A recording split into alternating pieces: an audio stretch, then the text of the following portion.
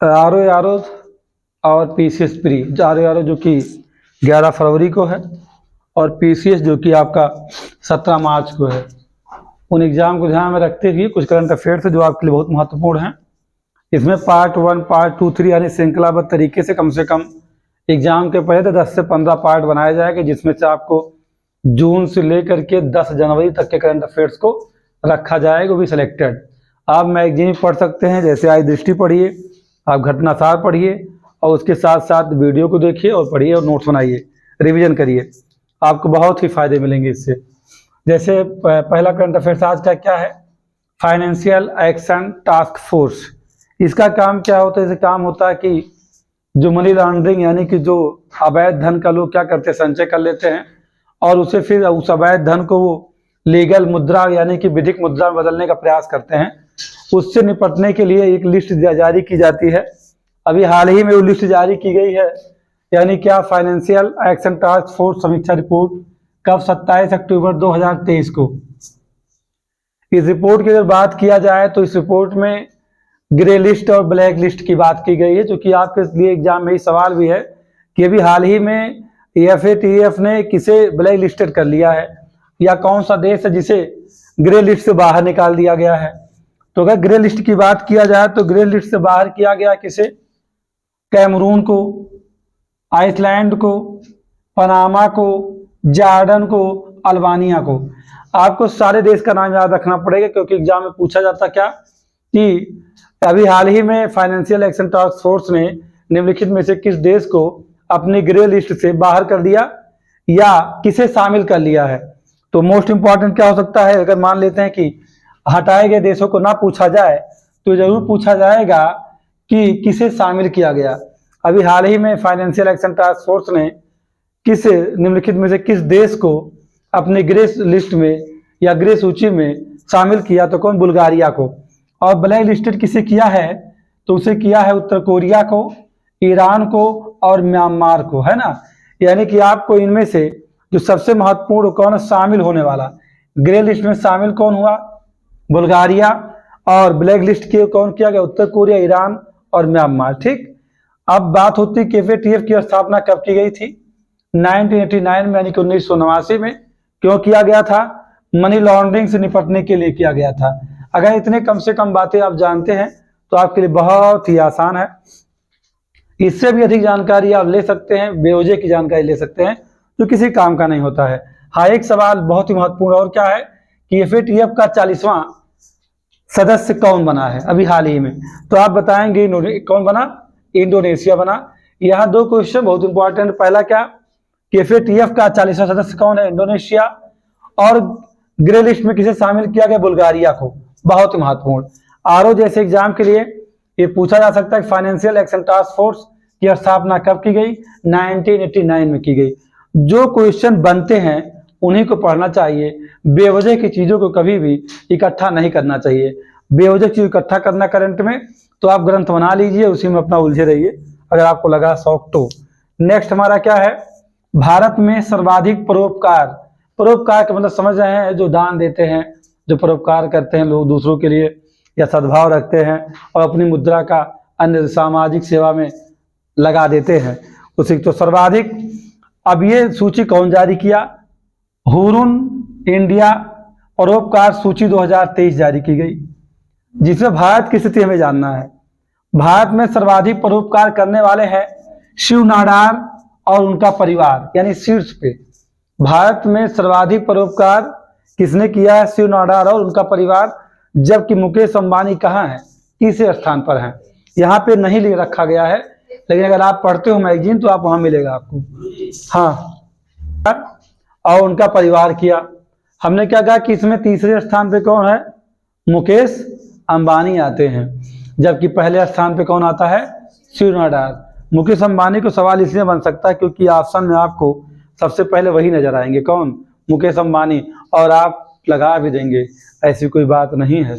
ठीक, तो सबसे कम आयु के कौन, निखिल कामत। ये कहा जाए कि भारत में सबसे कम आयु का परोपकार करने वाला व्यक्ति कौन है, निखिल कामत हैं। और ये सूची किसने जारी किया है, हुई इंडिया परोपकार सूची 2023, जिसमें अगर ये कहा जाए कि महिलाओं में शीर्ष पर कौन है, तो महिलाओं में है रोहिणी नीलकर्णी है, क्या पहले स्थान पर महिलाओं में। अगर पुरुषों की ऑल ओवर का बात किया जाए तो शिव नाडार है।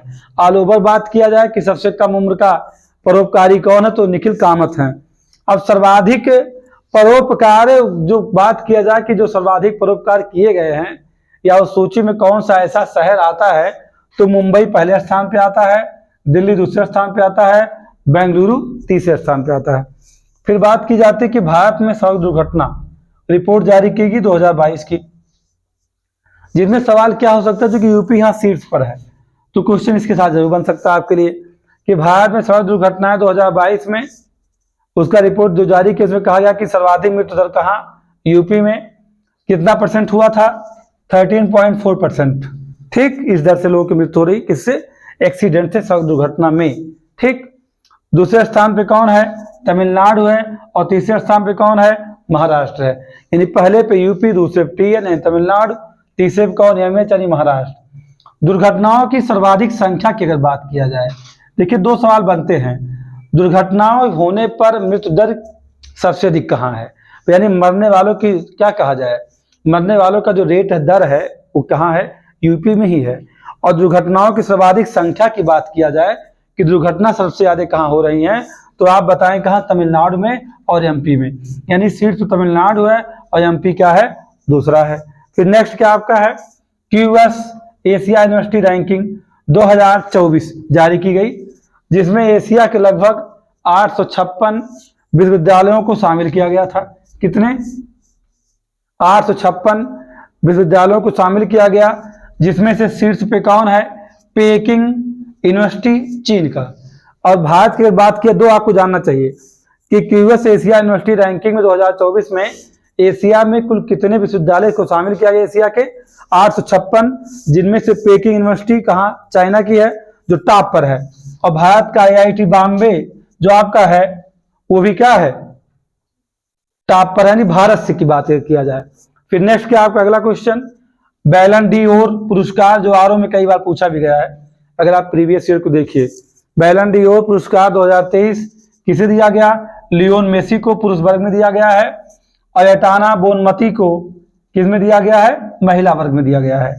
अब लियोन मेसी के बारे में आप जानते हैं कि फुटबॉलर है ना, आपको इसके बाद ज्यादा कुछ नहीं बताना है। हाँ, एक सवाल हो सकता है कि बैलन डी ओर पुरस्कार पुरुष वर्ग को कब से दिया जाना शुरू हुआ है, तो 1956 से दिया जा रहा है। ये आरओ के लिए अच्छा सवाल है।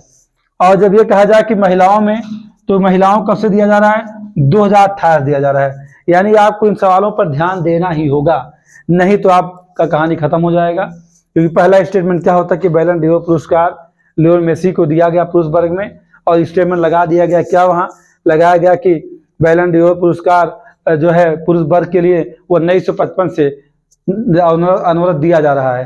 तो आपका दूसरा स्टेटमेंट गलत हो जाएगा, अगर 1956 लिखा है तो सही हो जाएगा। ठीक, नेक्स्ट, आसियान भारत बाजरा महोत्सव 2023 यानी कब, 22 से 26 नवंबर 2023 को आयोजित किया गया था। कहाँ, जकार्ता। कहाँ, जकार्ता किसकी राजधानी है, इंडोनेशिया की। यानी कि आप सवाल किया था कि आसियान भारत बाजरा महोत्सव आयोजित हुआ था कहाँ, जकार्ता इंडोनेशिया में।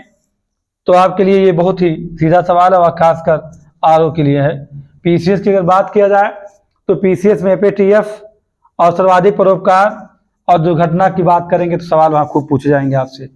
जल दिवाली अभियान, एक सवाल आपके लिए क्या है, जल दिवाली अभियान किसने शुरू किया है, तो आप बताएंगे आवास और शहरी कार्य मंत्रालय द्वारा। किसके द्वारा, आवास और शहरी कार्य मंत्रालय द्वारा। एक आप जानते हैं कि क्या कहते हैं, अमृत काल भारत का चल रहा है, उसी के तहत है ना, अमृत काल के तहत ही आवास और शहरी कार्य मंत्रालय ने महिलाओं के लिए पानी और पानी के लिए महिलाएं, ठीक है क्या, महिलाओं के लिए पानी और पानी के लिए महिलाएं अभियान को संचालित किया है। जैसे आप देखते हैं अभी अगर घर घर जल मिशन ना होता या पाइपलाइन की व्यवस्था ना की गई होती, तो अब बहुत पहले की बात करें, 10-20 साल पहले की बात करें, तो महिलाएं पानी भरने के लिए सुबह नंबर लगाती थी, या बहुत पहले की बात करेंगे तो हाथों में अपने मटका फंसा के नदी के किनारे जाती थी पानी भरने के लिए, है ना। तो सबसे मूलभूत चीज़ क्या होता है, जल होता है ना। इसीलिए सबसे ज़्यादा अगर कहा जाए योजनाएं लाई भी जा रही हैं और खर्च भी किए जा रहे हैं। फिर नेक्स्ट आपका क्या है, 37वां राष्ट्रीय खेल की हम बात करते हैं। 37वां राष्ट्रीय खेल जो आपका है, इसका समापन गोवा में हुआ। एक सवाल आपके लिए ये है, नेक्स्ट टाइम कहाँ होगा, उत्तराखंड में होगा। आपके दूसरा सवाल है, 37वें राष्ट्रीय खेल को अगर देखा जाए तो ओवरऑल चैंपियनशिप के लिए महाराष्ट्र को क्या दिया गया है, राजा भालेन सिंह ट्रॉफी। आज सवाल किया जाएगा राजा भालेन सिंह ट्रॉफी किसे दिया गया है, तो महाराष्ट्र को दिया गया है। क्यों दिया गया है, क्योंकि वह 37वें राष्ट्रीय खेल में क्या है, शीर्ष पर रहा है। कुल इसने टोटल 228 पदक जीते हैं, जिनमें से 80 क्या है, गोल्ड मेडल हैं, और 69 क्या है, रजत पदक हैं, और 79 यानी कि 79 क्या है, कांस्य पदक हैं। यानी गोल्ड 80, सिल्वर 69 और ब्रॉन्ज कितने हैं, 79। किसने जीता, महाराष्ट्र ने। इसलिए ओवरऑल चैंपियनशिप किसके पास है, महाराष्ट्र के पास है। ये क्वेश्चन डन है आरओ के लिए। ठीक, नेक्स्ट आधिकारिक एक सवाल ये भी किया जाए कि जो 37वां राष्ट्रीय खेल हुआ उसका आधिकारिक प्रायोजक कौन था, स्पॉन्सर कौन था। स्पॉन्सर्ड बाई पेटीएम है, किसके द्वारा, पेटीएम था। ठीक, नेक्स्ट एसबीआई का ब्रांड एम्बेसडर किसे नियुक्त किया गया है, एमएस धोनी को। नेक्स्ट 9वां दिव्य कला मेला 2023 कहाँ आयोजित किया गया, बेंगलुरु में। बेंगलुरु मतलब कर्नाटका में। कब से कब, 27 अक्टूबर से लेके 5 नवंबर 2023 के मध्य। इसमें आपने जितना भी करंट देखा है ना, सब के सब इंपॉर्टेंट है। ये सेलेक्टेड है, पूरे 30 दिन का जो घटनाक्रम होता है वहां से निकाला गया है। आरओ हो, पीसीएस हो, या उत्तर प्रदेश कोई वनडे एग्जाम भी अगर हो रहा है तो वहां से भी सवाल, बस इतना अंतर होगा क्या, अगर वनडे किसी से एग्जाम पूछा जाएगा, जैसे अभी यूपीपीएससी का हो या यूपीपी का एग्जाम हो या एसआई का एग्जाम हो, तो वहां से ये सवाल क्या पूछे जाएंगे, एफएटीएफ की ग्रे लिस्ट से में किसे शामिल किया गया, बुल्गारिया को। सीधा सवाल आपसे किया जाएगा, किसे हटाया गया, या एफएटीएफ की स्थापना कब की गई, या उसका काम क्या है, ये पूछ लेगा आपसे। भारत में सर्वाधिक परोपकारी कौन है, ये सवाल आपसे कर लिया जाएगा। शिव नाडा उनका परिवार है। क्यूएस एशिया यूनिवर्सिटी रैंकिंग में शीर्ष पे कौन है, पेकिंग यूनिवर्सिटी है। आसियान बाजार महोत्सव कहाँ हुआ था, सीधा सवाल, डेट नहीं पूछा जाएगा, जकार्ता। 37वां राष्ट्रीय खेल का समापन कहाँ हुआ, गोवा में, और नेक्स्ट टाइम कहाँ होगा ये आयोजन, उत्तराखंड में। और 37वें राष्ट्रीय खेल का ओवरऑल चैंपियन कौन है, महाराष्ट्र है। सर्वाधिक पदक 37वें राष्ट्रीय खेल में सर्वाधिक पदक कौन जीता था, महाराष्ट्र। सवाल ऐसे हो सकता है, या आपसे आरओ जैसे एग्जाम में तो आपसे ये पूछ लेगा कि क्या गोल्ड कितना मिला, सिल्वर कितना मिला, ब्रॉन्ज कितना मिला, टोटल कितने मिले, ये भी सवाल आपसे हो सकता है। अगर नहीं समझ में आता तो previous year RO current affairs का एक बार झलक देख लीजिएगा, समझ में आ जाएगा, हवा मत रहिए। नेक्स्ट आपका लास्ट है करंट अफेयर हमारा, क्या पूसा 2090 क्या है, यानी 2090। ये धान की एक किस्म है और इसे भारतीय कृषि संस्थान ने विकसित किया है। ये बहुत कम समय में इसका उत्पादन हो जाएगा, अधिक उत्पादन भी होगा और कम समय में होगा, क्योंकि अगर कम समय में होता है तो पराली जलाने जैसी समस्या से बचा जा सकता है। पराली जो है नहीं जलाना पड़ेगा अगर कम समय उत्पादन हो जाता है, और धान की उत्पादन भी अधिक होगा। और दूसरी बात है कि वायु प्रदूषण नहीं होने पाएगा, क्योंकि जो लंबे समय तक जिस फसल को खेत में रोका जाता है, उसे जब पराली आता है उसे जला करके क्या करते हैं, दिल्ली जैसे शहर को पूरी तरह धुएं से भर दिया जाता है, यानी पूरी तरह उसे प्रदूषित कर दिया जाता है। जितने करंट अफेयर्स हैं ये पूरी तरह सिलेक्टेड हैं, आपको इसे इग्नोर नहीं करना चाहिए। बहुत अच्छे नोट डाउन करिए, पढ़िए, देखिए, बार बार देखिए। चलिए भाई।